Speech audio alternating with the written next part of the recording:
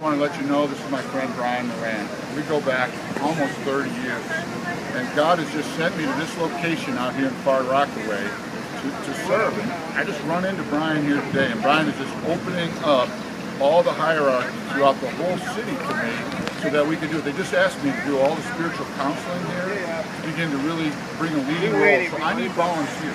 I need hundreds, if not thousands of volunteers to come from across the nation. The need is so deep. Brian, just tell them what your role is here.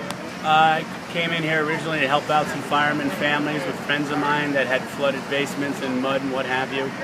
A lot of serendipity happened. I was out here one night in the chaos, dropping off stuff, and somebody said to me, "Are you in charge?" I said no. The two of us started to take on a role and drop off generators and gas them up and change the oil and stuff like that, go around and see who's okay, kind of network with the firemen and the cops. My car got locked in at the ocean. You know, I had 5 firemen there and 4 cops and a tow truck, and we just got it open again. We just keep making friends, quite by accident, not expecting anything. Just magic happens when the heart is in the right place. Like Dan, I had a calling to come here and help out. I had a little experience with this kind of brush with tragedy during 9/11. I suffered years later with a hole in my heart because the war is going on globally in the Middle East crisis. I saw more pain and suffering.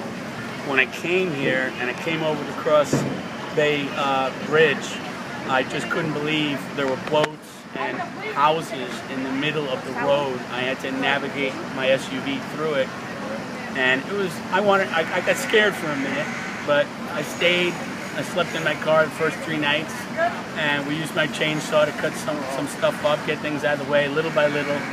This has grown from a couple of volunteers with no government aid to, I'd say today, the Merchant Marine alone has 300 volunteers here. We're starting to go house to house along the beach. This is a proud group of people, very independent, not really too hep with government reliance. Very proud, tight-knit community. Their community has kind of been invaded by people because this is the only place to come and get aid. What we're trying to do now is bring their lives back to normal, like getting a lot of this off the street and into the tent and out into the need. Instead of people coming here and grabbing stuff, we want to bring it to them and bring volunteers to them. And we need, there's no exaggeration, Dan is saying maybe thousands, definitely thousands. And what we need to do is we also need a place for them to stay so that they can be rested. Because what we find is after about 4 or 5 days, people even with very good lifestyles, they start to fade. And we can't have that. We need to have refreshment, nutrition, counseling for them if they experience too much. And basically, there's going to be a phase where we're going to go out and put sheetrock back on the walls, you know, insulation, studs, sheetrock, lighting, get boilers fired up, replace injectors and pilots. Probably we'll need like new electrical hot water heaters, gas hot water heaters, oil hot water heaters. Dan has past history in commodities. He may be able to make some calls for that. Basically, we need bodies to come here so they can be directed and their talents will come out.